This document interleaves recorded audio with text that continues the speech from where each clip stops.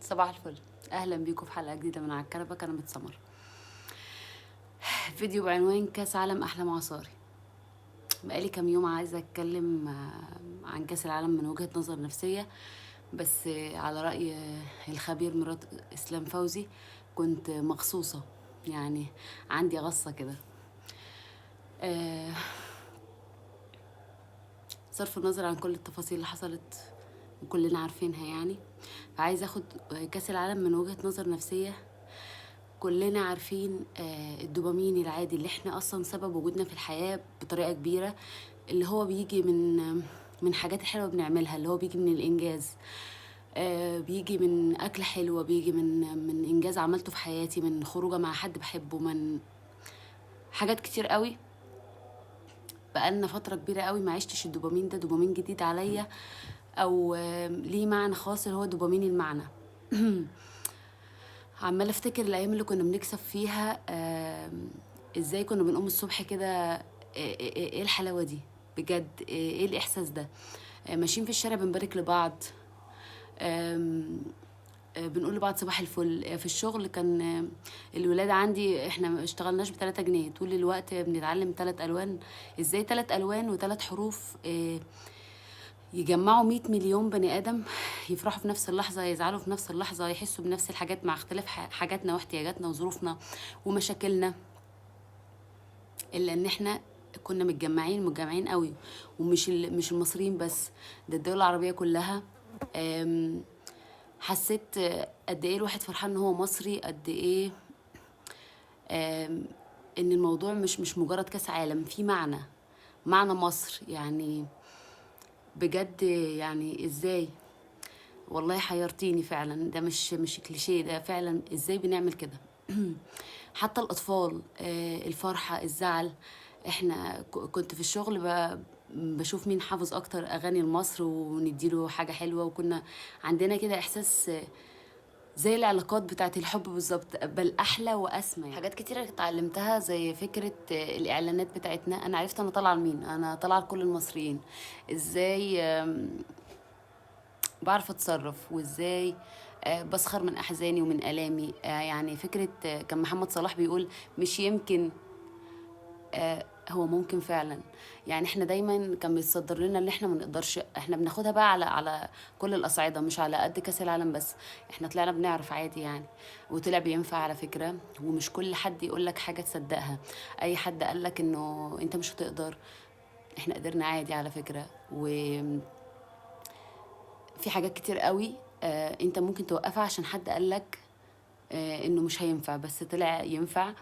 اتعلمت ايه كمان؟ اتعلمت من ان انت تثق في نفسك وتثق في ربنا، وان احنا كمصريين عندنا حاجة كده مش موجودة عند حد كتير، يعني ان احنا بنعرف ايه المشكلة وبنسعى ليها بكل الطرق، بكل السبل اللي حتى ما حدش يتخيلها، وبعدين بنرميها كده على الله. اللي هي التسليم. ودي حاجة طبعا مهمة جدا للحياة عموما، ان انت تكون عندك القوة والتفكير في الخطوات والسعي بايه، السعي بكل اليقين ان احنا هنقدر. اتعلمت كمان ان انت لما بيبقى ليك منتور كويس، طبعا زي بناخد من فكرة المدرب حسام حسن.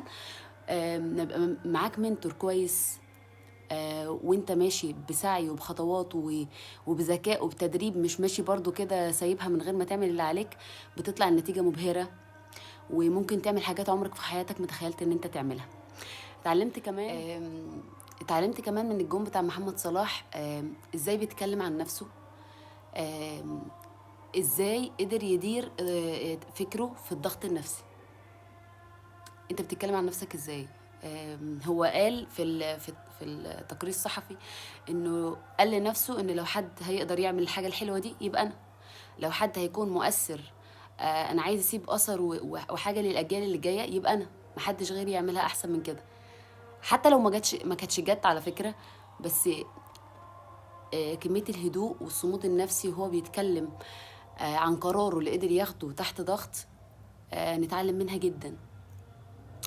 اتعلمت كمان ان مش كل المكسب ان احنا لازم ناخد الكاس ونجيبه في ايدنا. يعني احنا ازاي السحر بيتقلب على الساحر لما الانسان بيعمل اللي عليه يعني احنا عملنا اللي علينا بكل قوة وشفافية وصدق ويقين، وايه كمان، اهم حاجة عجباني الوضوح والقوة، وان احنا مش خايفين.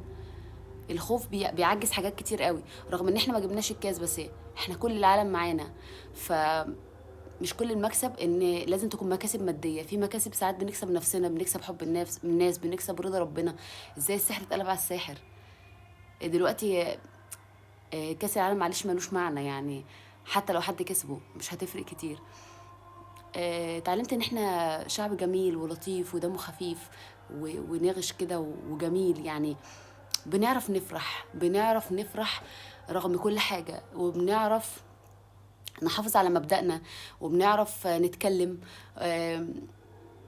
حاسه بفخر جامد قوي، وحاسه بفرحه كبيره قوي. وحاسه ان احنا زي ما احنا مكملين. تيت تيت مصر عادي يعني، مش شرط خالص يعني ان احنا نجيب الكاس معانا. آه بقالي كام يوم عايزه اتكلم بس ما كنتش قادره اتكلم، بس حبيت ان انا اوثق حاجه ممكن ما يشوفهاش حد غيري انا وثلاثه اخرون، بس مش مشكله. لكاس العالم بعد 4 سنين يا عالم هيكون ايه الدنيا. فالف مبروك لمصر، الف مبروك. طبعا النهارده رجوع المنتخب، الحمد لله على السلامه. الواحد مبسوط قوي ان هو مصري، ومش عايزين اي حد تاني يشكك في الموضوع ده او يحسسنا باي حاجه. يعني بان قوي ان المبادئ مش مجرد كلام، هي افعال. وان ربنا دايما بيقف مع الحق، حتى لو في يعني نصرة كبيرة أو الوضع أكبر من اللي مش مع الحق، بس ربنا هو الحق وبيقف دايما مع الحق. ألف مبروك.